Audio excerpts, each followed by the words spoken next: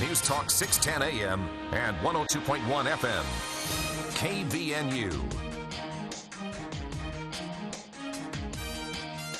KVNU News Time is 4:05. I'm Bill Walter with this news update brought to you by Logan Extermination.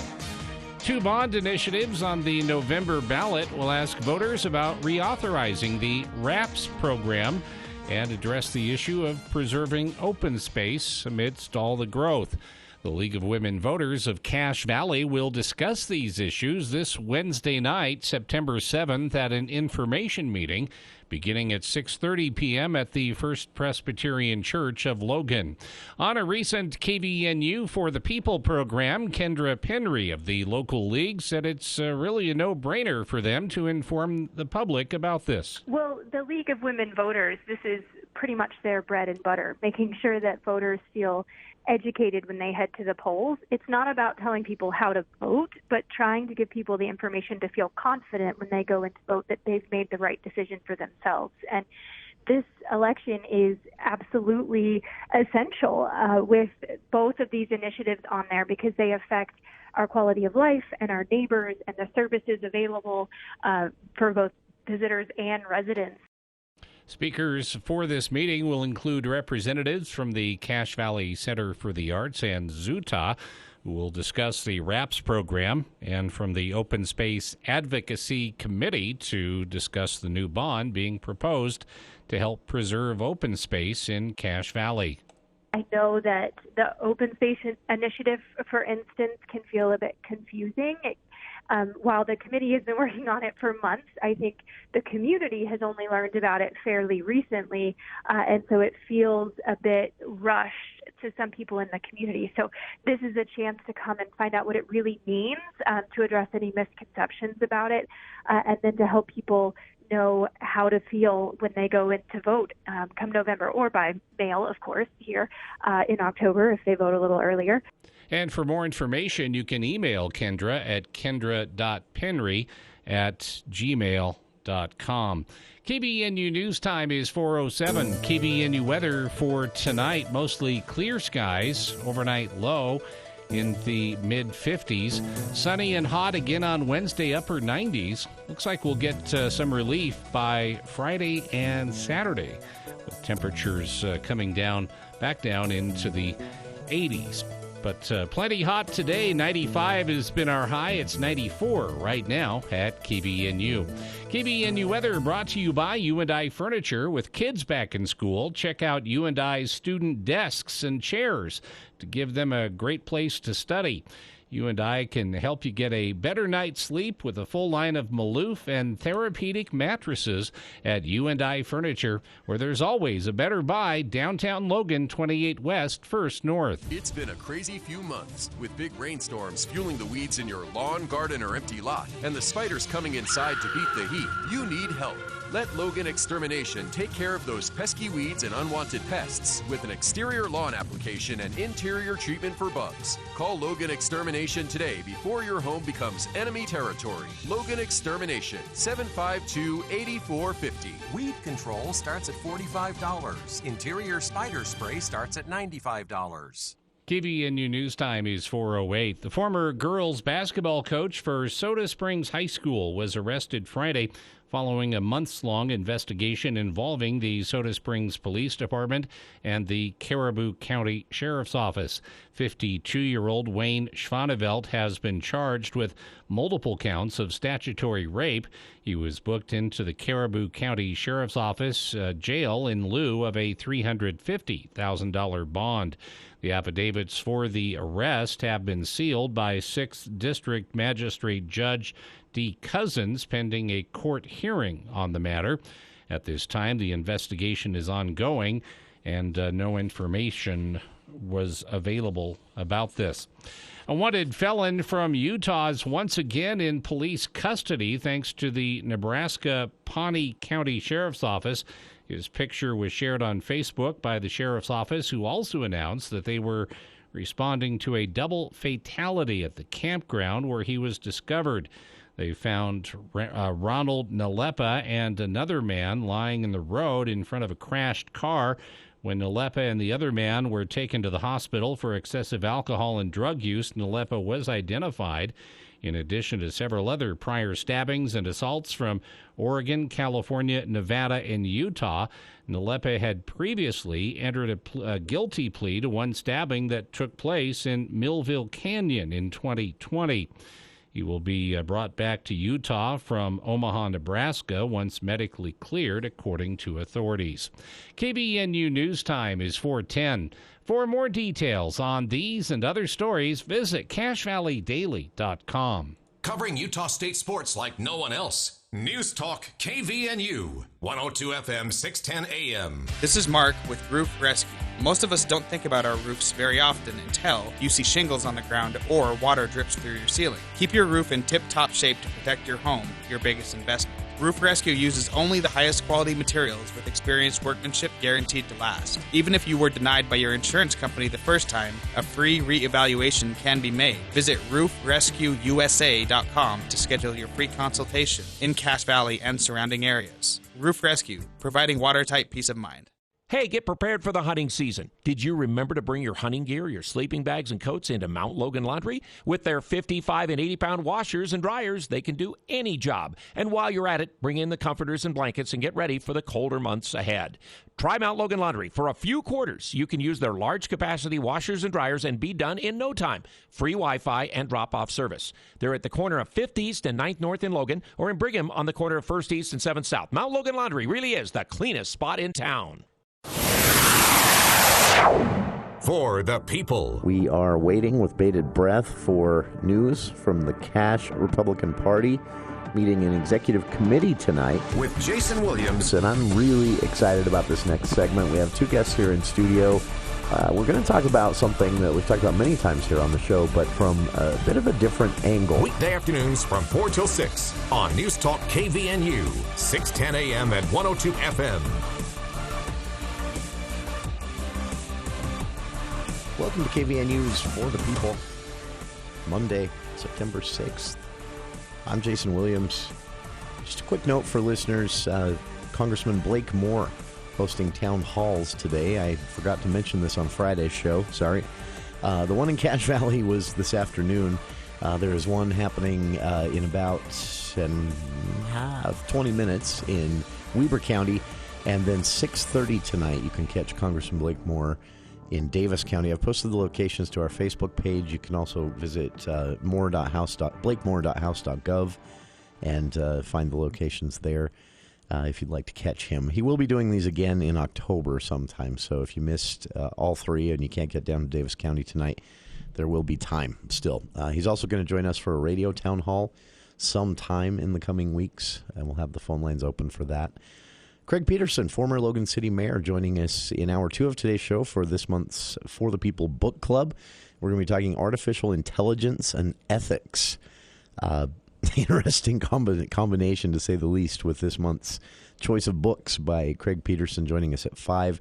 Kicking off the show here today, though, with a very special guest on a day that, it depends on how you look at it. It's either a day after the end of the official season, for the big summer in Bear Lake and Garden City, or if you grew up here, you might know this as the first day of locals only season in Garden City and Bear Lake. But it, to say the least, is an area that is changing a lot.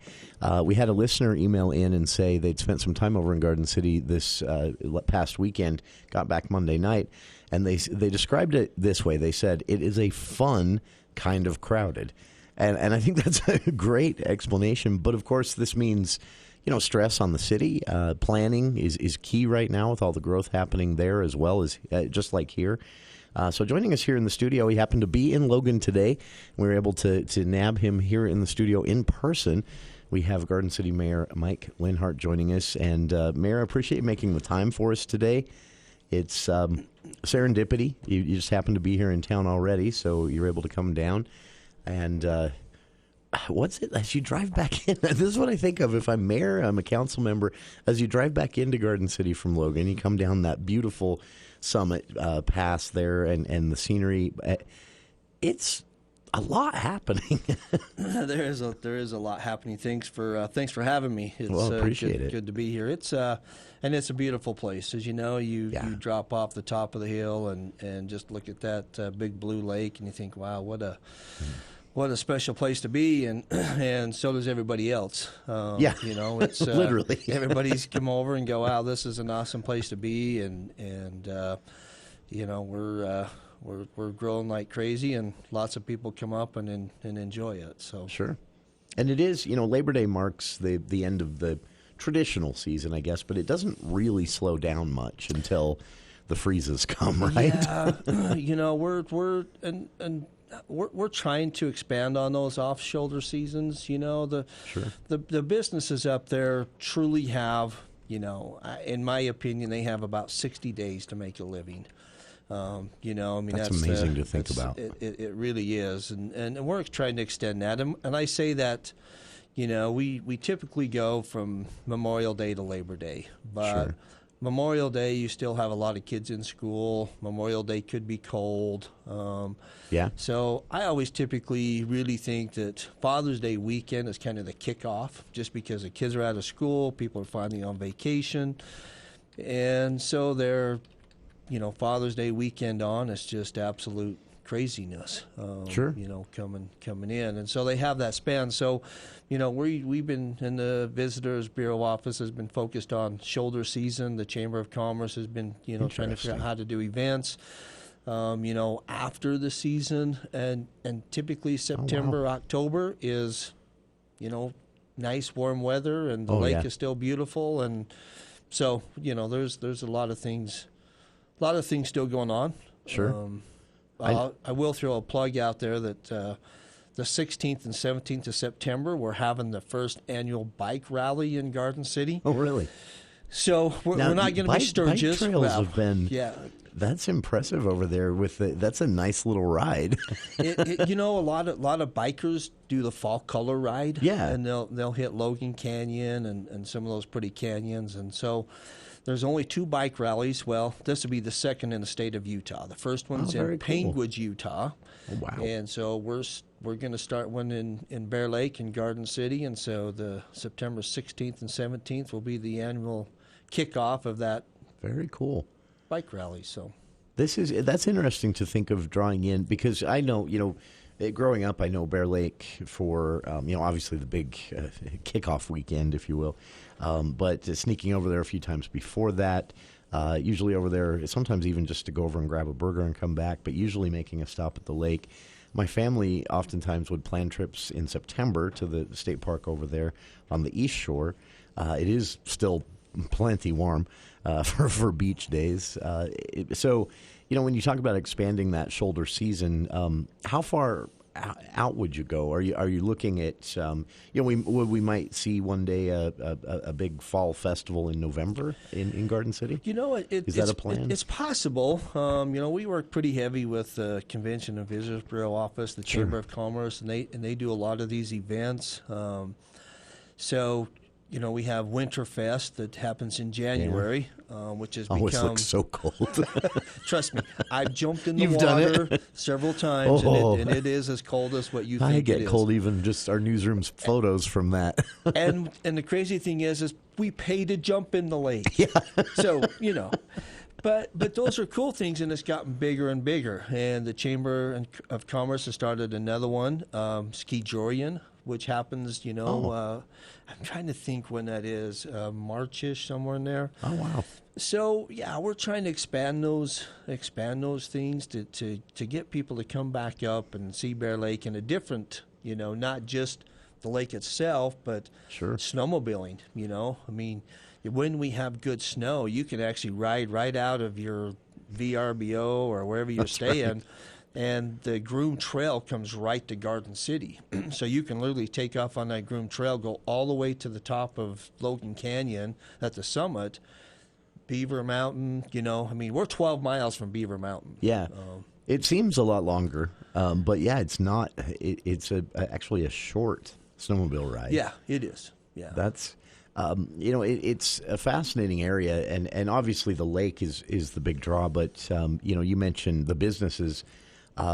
that seems to have expanded as well over there. They're having some success establishing roots. But it's interesting. We've got some long-time businesses. LeBeau's obviously is it? Yeah, been there a long time. And then a lot of new businesses coming in. The growth, as you guys watch all this happen, obviously sustainability is something that the city is looking at, the state as well, the counties. It's growing fast. Yeah. So is that bringing our businesses knocking down the door to locate? Yeah, I mean, we have quite a few new businesses. One of the issues that we're finding, and of course this has been a challenge for everybody, is employees. Sure. Even Logan has gone through their issues of trying to find employees to work. The city itself. The city itself, yeah. The challenge is over in Bear Lake is housing for employees. Okay. They've either got to come from Logan or come from Montpelier. I mean, because you're talking, thousands of jobs for the summertime. Sure. And they're just not there. So some of the businesses find themselves doing shorter hours or different days because they don't have the help to, So Makes it sense. really creates challenges for them. It creates challenges for the cities. It's and those are conversations we're having all the time. What can we do to help fix that? I don't have the answer for that. That's a tough thing. And I'll be quite upfront. We've got to we've got to get back to where people actually want to go to work. And that's one of the issues. I think we've gotten ourselves to a point where it's easy not to go. But that's a whole different subject. Sure. But it anyway, does those are present challenges though. But the growth we're seeing in townhomes and VRBOs, housing, not just in Garden City, but around the entire lake is just absolutely crazy. It's fascinating to see, and it's the growth. If you didn't make it over there, we'll talk more about this on the other side, but this is a little compliment for me. I had a chance to sit. I was on the West Beach and just hanging out with some family, and I happened to turn around as we were packing up to leave that day. Just kind of looked at the hillside over there. The growth has been planned smartly. It's been... we'll talk about it. It's easier to get around up there in Garden City than in I remember in previous years. But again, it presents challenges for the city, and all of these tourists coming in, just like we see here in Logan, just not to this extent or concentration, also present wear and tear on roads and utilize the services, and how to spread that out over a full year is, man. Mayor Mike Leonhardt of Garden City is our guest here in the studio. If you have a comment or a question, 753-5868. We'll be back right after this. Dr. Josh Redd, chiropractic physician, explains how Red River Health and Wellness can help you. If you have low thyroid and you're taking thyroid medication, the biggest question you should ask yourself is what's causing my low thyroid specifically? If you don't know the answer to that question, it's important to call us. At Red River, we identified triggers that will cause the low thyroid to begin with. One of the most common causes of low thyroid is a disease called Hashimoto's disease. This is an autoimmune disease that is a lot more complicated than just a primary thyroid issue. This is why people will be on thyroid hormone but still feel little to no improvement because nothing's being done to address the bigger, more complicated problem, which is Hashimoto's. If you have low thyroid or you have an autoimmune disease and you're on medication and still don't feel well, call Red River. Schedule your appointment today at 855-55-RIVER.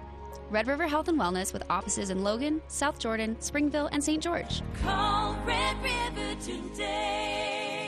This year's Grand Latino Festival is Saturday, September 17th on Center Street in Logan. All are invited to celebrate the Latin culture with delicious food, lively music, dancing in the streets, and cultural performances. Festivities get underway at 4 p.m. with a parade of flags and authentic Latin dress. Then work off the calories to everyone's favorite dance-based workout, Zumba. This year's Latino Festival is presented by Gosner Foods, where you can earn between $15 and $20 an hour, quarterly bonuses, and free health insurance. Members First Credit Union.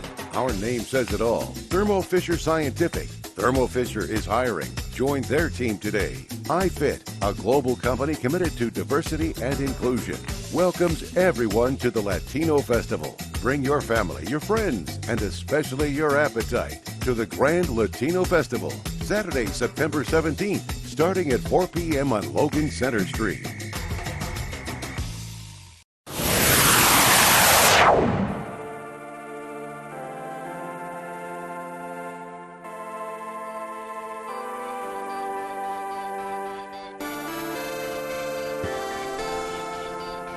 Welcome back to KVN News for the People.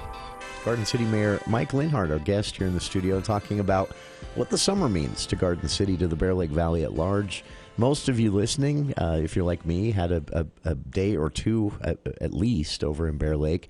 And it's a fun place to go, even if it's just to grab a burger, hit Raspberry Days, go to the beach, which you can do anytime, Pickleville. The list goes on and on and on. It doesn't have to be sold, really. As you said, everyone's figured it out at this point, and you can tell. So this, it's a huge economic driver for the city, for the valley. As you mentioned, it's drawing business in, but with the population growth and then the seasonal population as well, it's challenging. Traffic alone, it has to be a nightmare at times. And this weekend, we really felt it. Like you said, the last kind of hurrah, summer's kind of over deal. The traffic was just crazy over the weekend. I mean, but I will say that we have built some new roads, to get people to and from. That's why I mentioned the smart planning that I saw, because the housing has been planned in a way that allows for, or recognizes, I guess would be the better word, that seasonal person versus someone who's going to live there. Yeah. And there's almost sort of separate routes. there is. And that's smart. So we're working on a corridor now, and most people that know Bear Lake probably that come up there have probably used this, which is 3rd West of Paradise Parkway, which is up there behind the new grocery store, Mike's Market, and it goes all the way almost to the marina and all the way back to the highway that goes up Logan Canyon, and then it crosses the road and goes out to our big park, Heritage Park, where the big flag is. Everybody knows where that's at. That's right. So I didn't know it went that far. Yeah, it does. And the next extension actually goes straight across and up the mountain and all the way. And when we get done with this road will go all the way around to Ideal Beach Resort. Wow. But it's going to be a mountain road, and so we're pushing that road now. We're working with property owners right now to finish out that road. But when we get that road done, that will be a great road to move people back and forth instead of just the state highway. Sure. Because the only way to get south, going towards Pickleville Theater and out that way, is the state highway. That stoplight and a right turn, right? That's right. Yeah. And so we need that other corridor road to be able to get people, off the highway just a little bit, and so we're continually working on those things. It's a work in progress, and I said this a year ago that COVID, put Bear Lake 5 years in advance. California closed, Florida closed, all these vacation hotspots closed, but people wanted to get out. And they wanted to be outside. And they found Bear Lake. And then they went home and they talked to their friends, and they're, and we love it. Don't get me wrong. We are a tourism destination. I remember growing up, and I grew up around that area, that Bear Lake Garden City was a day use area. Hey, let's go to Bear Lake for the day, for the afternoon, and enjoy it. Get our shake, our cheeseburger, whatever. Go home. But we have so many short-term rentals now that are built. We are a true destination, and the ones that I talk to, you're a year in advance. That's amazing. So, I spoke with a family at Raspberry Days from Germany. Yeah, they'd come over and they were using Garden City as their foundation for. They were going to Yellowstone. They were going up to Glacier. But Garden City was where they were going to leave all their stuff. Yeah, and we're seeing that all the time. That's interesting. All the time. Like I say, we are just on a growth spurt like crazy, and it does cause some challenges, but it also is good for other things, and we find good solutions and we move forward. But like Logan City, you're a bit. Bound to the main drag there through Garden City, like Main Street Logan, is UDOT jurisdiction. You mentioned that you're kind of talking with UDOT about some of these options, maybe additional lights or even roundabouts, which I'm a big fan of roundabouts. They've really helped here in Logan. I wasn't until I started driving them in Logan, and I love them. Yeah, that one in Providence, man, that used to be so ugly in the afternoon, and now it just flows. But I did notice, there was a lot of traffic I didn't get over there this weekend, but the last time I was over was on the weekend of Raspberry Days. There is a lot of traffic, but it moves. It flows better. It flows pretty well. That traffic light really moves the traffic so you're not stuck in one area at a four-way stop sign and people get impatient. The traffic light does really move the traffic through, and UDOT has been really good for me, for Garden City. Anything I've asked them to do with crosswalks, you've noticed we've got new crosswalks to get people back and forth. Not that they always use them, but they are there. Along our bike path out on the highway going south, we put in two lights on both sides and crosswalks. So they've been really good to help us try to figure out between traffic and pedestrian how we can safely move people around. And so I've been really impressed with UDOT with us. It's noticeable. And speaking of that bike path, that's on my list for this fall.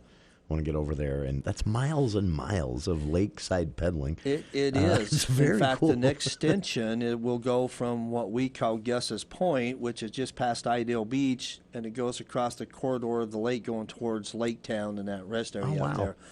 That will be the next extension, and then that will hook up with the bike path that's on the east side of the lake. Oh man! So there'll be, a lot of more miles of bike path to ride. And very cool to see, and very popular. Every time I've taken a look, there 4 or 5 people on a bike to my left or right. It's really cool to see the growth and yet this is actually a great place to wrap up on.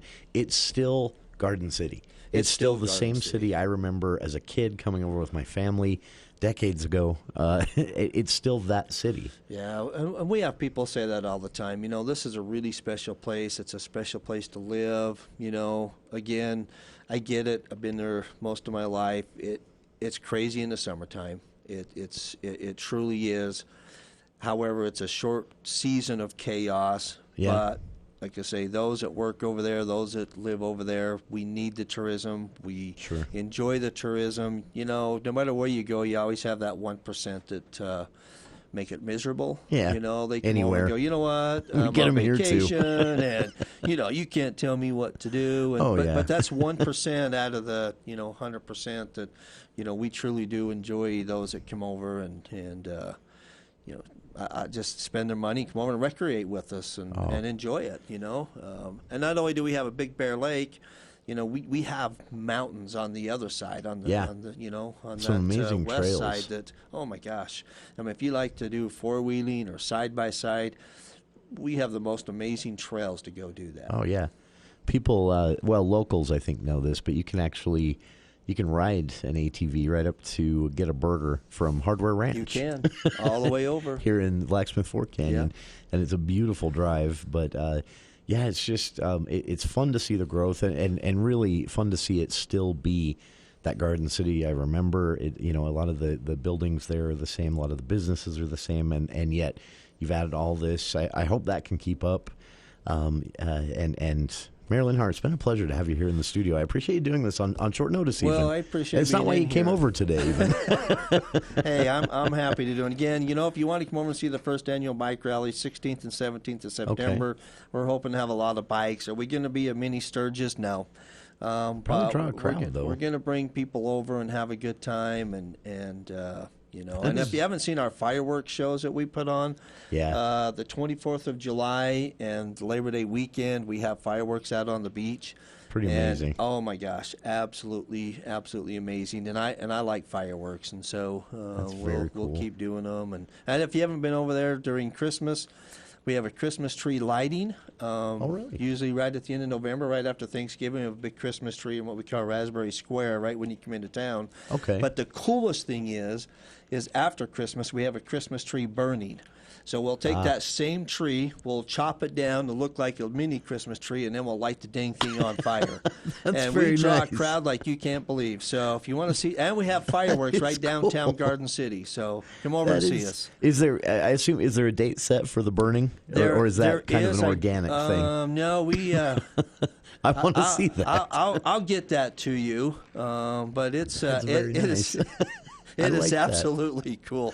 I'm putting that one on my calendar. It's pretty fun. It's a fun city. This has been a fun conversation too, and I'm excited to see what comes next. And again, kudos for absorbing the growth and the more growth that's set to come, just like here, and still being Garden City that we all remember. That's a feat in and of itself. For listeners, again, the official season technically has ended with Labor Day come and gone now, but there's still plenty to do over there. It's still warm enough, especially this week, for some beach days and this weekend. So, it's not over, but don't tell anybody. That's right. Keep it a secret. This is our time. Mayor of Garden City, Mike Leonhardt, our guest. And Mayor, again, appreciate your time here in the studio. Listeners, appreciate yours as well. Please stick with us. We'll be back with more after the news with KVNU's Bill Walter.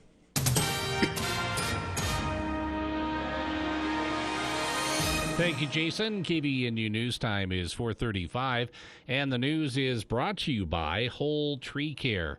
Salt Lake City police say a Florida man attending a convention was shot and killed outside the Salt Palace Convention Center this weekend, and authorities have made one arrest in connection with the incident.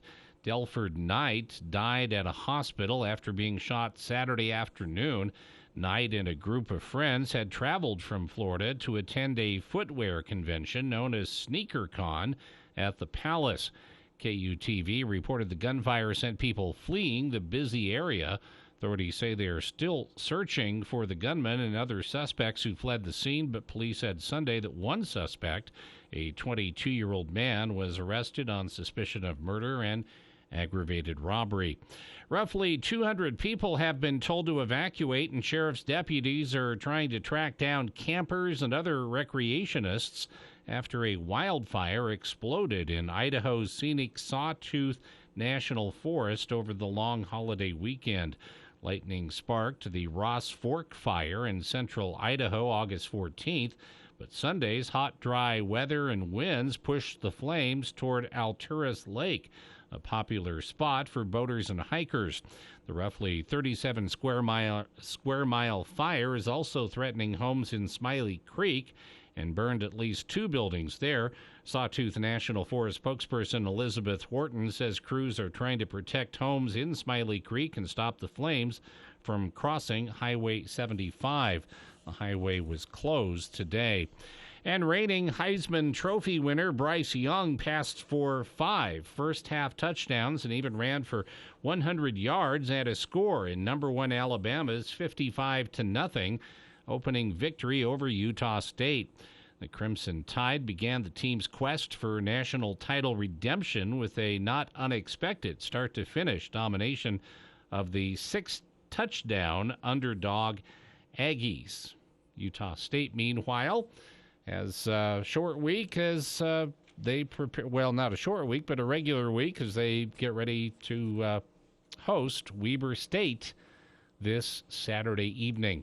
KBNU News Time is 4:38. Man, let's talk about something serious. I tried the pill. It didn't work. No, I'm talking about your yard, specifically trees and shrubs. They need your attention. You can't just let them grow unruly and wild, like your beard. Hey! Call Hull Tree Care. They have the crew, the experience, and knowledge to trim your trees and shrubs right. Call 760-6587 and ask for their radio discount. Hull Tree Care. That's Hull Tree Care. 760-6587. KVNU weather for tonight, mostly clear skies, low in the mid-50s, and then sunny tomorrow, upper 90s for the high. Thursday, partly cloudy, then clearing, lower 90s. And by Friday and Saturday, temperatures will be a little bit more seasonal, mid-80s is what we're expecting. Very hot today, though. 95 has been our high. It is 94 right now at KBNU. KBNU weather brought to you by Whole Tree Care. By now, your trees and shrubs have new growth everywhere. If your yard is out of control, call Whole Tree Care, Hull Tree Care, and ask about their radio discount when you call 760-6587. For more details on these and other stories, visit CashValleyDaily.com. Let's check Wall Street now with Edward Jones. This is Tammy Siemens bringing you the daily financial report for September 6th on behalf of financial advisor T.J. Davis and Edward Jones. The war in Ukraine and implications of the European commodity are back in the spotlight after Russia announced that it would halt the flow of natural gas through its Nord Stream 1 pipeline in response to sanctions. While natural gas stockpiles have been increased recently, European governments are exploring emergency measures amid concerns of energy shortages as the winter heating season approaches. In the oil markets, OPEC Plus announced a surprise production cut on Monday, noting it would reduce supply of 100,000 barrels per day. While it is a small adjustment relative to total production, it does reintroduce energy price uncertainties driven by geographical agendas at a time when the recent decline in commodity prices has been helpful in reducing headline inflation pressures. The Dow closed down at 173 points at 31,145. The NASDAQ closed down 86 points at 11,545. The S&P 500 closed down 16 points at 3,908. And in commodity markets, the price of crude oil was flat $86.75, and the spot price of gold was down $11.30 at $1,711.30. In stocks of local interest, Thermo Fisher finished up $1.60 at $545.15. Zions Bank Corp was down 38 cents at $54.66. Autoliv was down $1.75 at $73.20. Northrop Grumman was up $2.79, finishing at $479.74. This has been today's financial market report, brought to you by Edward Jones and financial advisor T.J. Davis, member SIPC, serving individual investors and personalized attention and financial advice at 575 East, 1400 North in North Logan. If you would like additional information, please contact our office at 435-753-0153 or any of the local.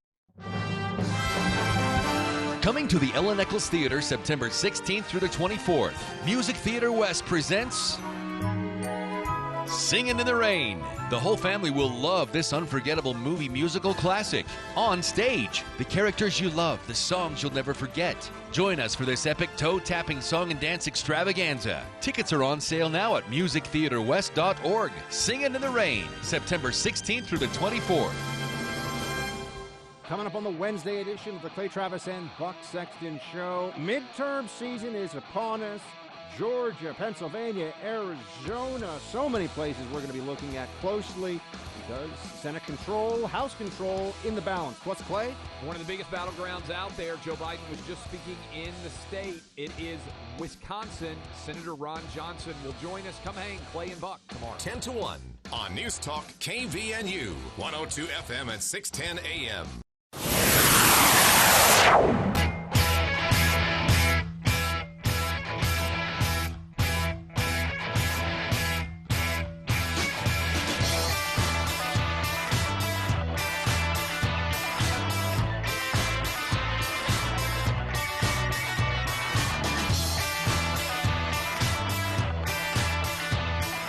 Welcome back to KVNU's For the People. Thanks again to Garden City Mayor Mike Leonhardt for joining us. This was kind of a fun one because I reached out earlier today to the Visitors Bureau, and I said, you know, we had a listener email in and say they'd been over the Labor Day weekend and that it was just absolutely crazy, just packed, but the traffic flowed well. The lines were long at some of the, especially the food establishments, but they moved quickly. And they said, you know, it was just a really fun kind of crowded. It wasn't the annoying, unpleasant kind of crowded. So I reached out, and the Visitors Bureau told me they don't have any exact statistics right now, but what they do know is that this summer was bigger probably than ever as far as number of people in town, number of hotels full, number of rooms and VRBOs booked. It was probably one of their biggest years, and as Mayor Leonhardt told us, that's probably due to the pandemic, when everyone out of state discovered Bear Lake, when, you know, everyone's looking for somewhere to go still go on a week-long family vacation, but Disneyland's closed. They they found Bear Lake, and then they came back, and then they came back again, and they brought friends, and they told friends, and so they do know. They haven't seen exact numbers yet. They will soon, within weeks, they told me, but they do know that it was they're confident that it was one of their biggest years ever. Just head count, just number of rooms full. And that means a lot of great news for those businesses over there. A lot of money spent, a lot of revenue for the city. This will pay for roads and everything else the city does, infrastructure in general. Also allow the city maybe to invest a little bit in itself. So that's great. But it also means there's wear and tear on the roads. There's wear and tear on the services in general are more in demand. So it presents a challenge. But the growth, I think, has been smart. Anyway, I'll stop going on about Garden City now, but it's just really impressive to see.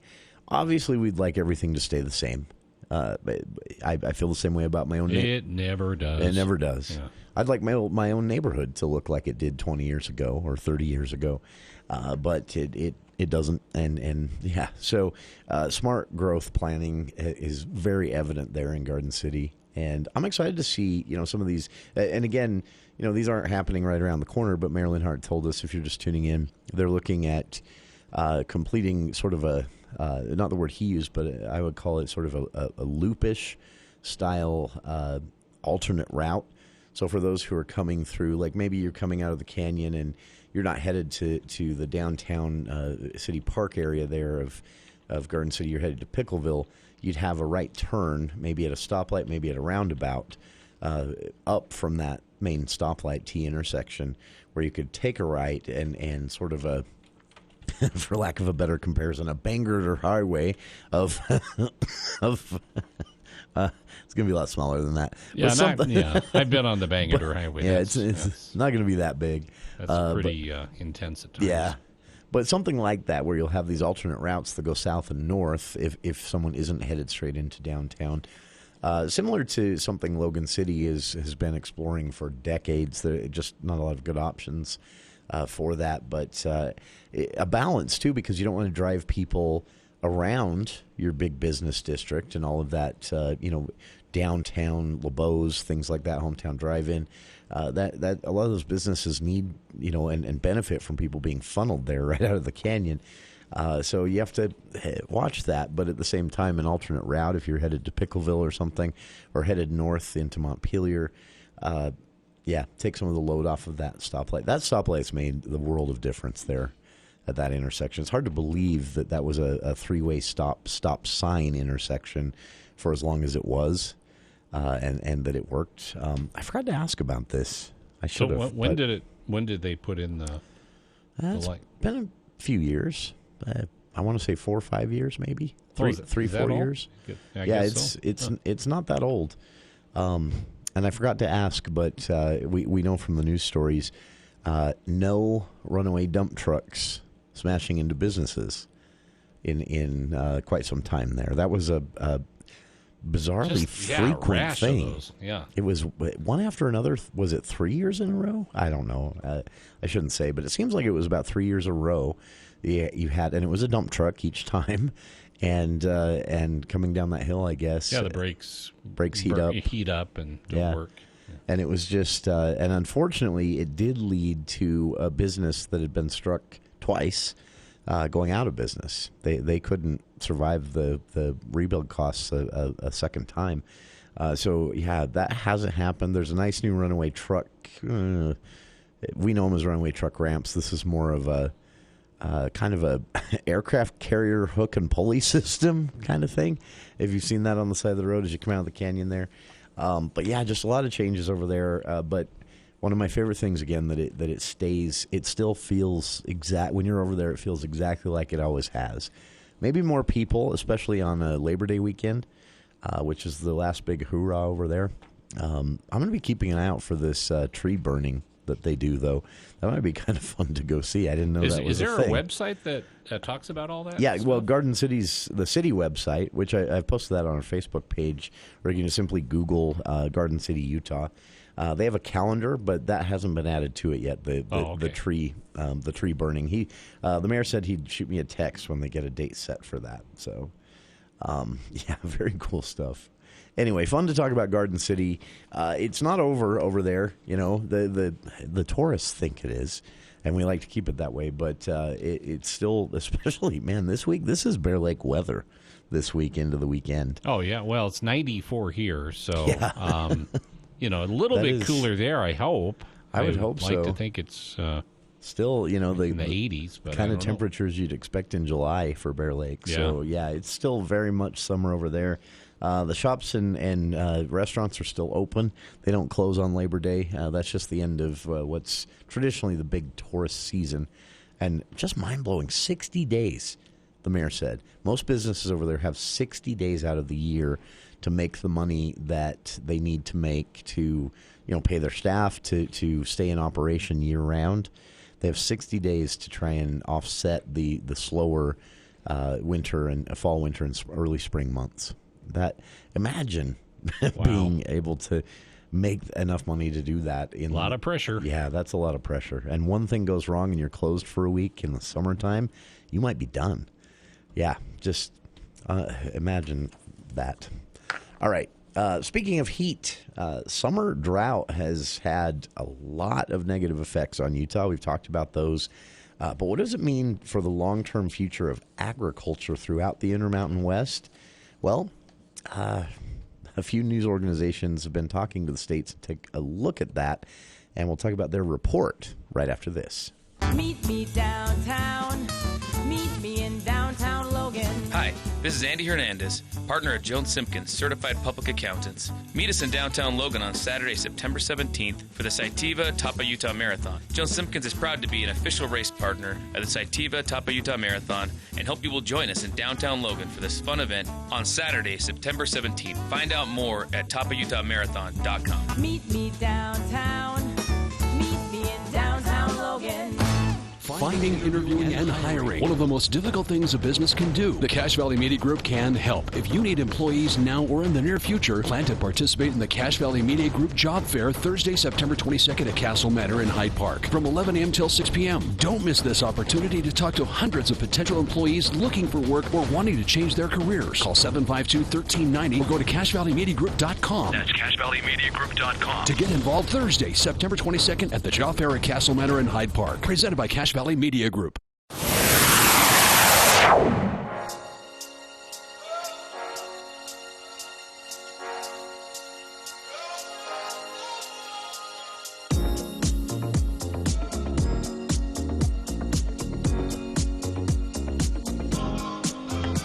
Our good friend Craig Peterson joining us in hour 2 of today's show for the People Book Club. And this is one, if you have an interest in science, technology, and where all of them meet are in kind of an ethical question field, we're seeing a lot of use of artificial intelligence, face recognition, and more. Police departments, for example, using face recognition. We've had some, I think, horrible ideas. In fact, unfortunately, Senator Mike Lee is a backer of one of these ideas, this idea that you could predict crime with social media activity and location data. Should we ever go there is the ethical question around this. Well, that is also the topic of this month's book. So Craig Peterson and the For the People Book Club coming up at 5 o'clock today in just a few minutes. Before we wrap up hour 1, though, I saw this at Yahoo News, was I think where I first ran across it. Well, someone sent it to me, actually. And it's talking about the drought, summer drought, and crops, agriculture. And really the only way we've talked about this so far on the show is, Utah may be looking at incentivizing growing more water-friendly crops, which, there's a lot of folks around here who still maybe grow or buy hay for their animals. Obviously, dairy farmers try to do that. It saves costs if they can grow their own. But also, a lot of people have hobby farms, maybe a couple of horses or sheep or something like that, and they buy hay. Imagine it being hard to get in Utah, northern Utah. That's not something that's ever really been the case before. I mean, we've had bad years where it got a little expensive or harder to get, but imagine it being really hard to get because it's not grown as much anywhere in the region. That is, concerning, but at the same time, the state is looking at incentivizing, those working in agriculture to do otherwise than grow alfalfa and other water-demanding crops. Where this goes, I don't know. I won't even try to predict, but this report through Yahoo News is where I first saw it again, but you can find it almost anywhere. Washington Post has a great write-up on it as well. But farmers, agricultural economists, and others kind of taking stock of this growing season, which here in Utah at least, and also Idaho, and most of the Intermountain West into California even, is in its second year of extreme drought. And so these agricultural economists spoke with local farmers. They worked with the American Farm Bureau Federation, and they just, again, sort of took stock of the situation out there. Short version of this, yields are going to be down a lot, and it's across the board. Corn is coming in at its lowest yield since the drought of 2012, and that was anticipated. This was interesting. Hard red winter wheat crop, the smallest crop since 1963. Down in Texas, catching the tail end of this heat bubble and drought, cotton farmers there have just totally just washed their hands and stepped away from 70% of their crops because it is just not turning out. It's not, in some cases, there's not enough to harvest, so they don't bother. What little there is, they'll just let die on the vine. I don't think that's how cotton grows, but still. Rice. So this is a big part of agriculture in California. 50% of a normal year. And it's likely to continue. So you've got a few factors here. Of course, climate change altering weather patterns, heat bubbles and droughts, things like that we've talked about before. All of this, of course, is going to contribute to higher food prices. And these economists said after talking with the farmers, they don't think this isn't going away anytime soon. In fact, drought has consumed 40% of the country for the past 101 weeks. That is according to the U.S. Department of Agriculture and meteorologist Brad Rippey. And, so most crops coming in 40% of a normal yield.